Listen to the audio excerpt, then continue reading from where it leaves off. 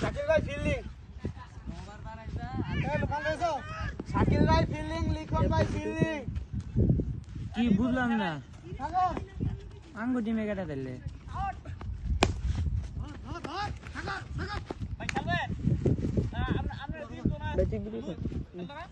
তাহলে হেরা দুজন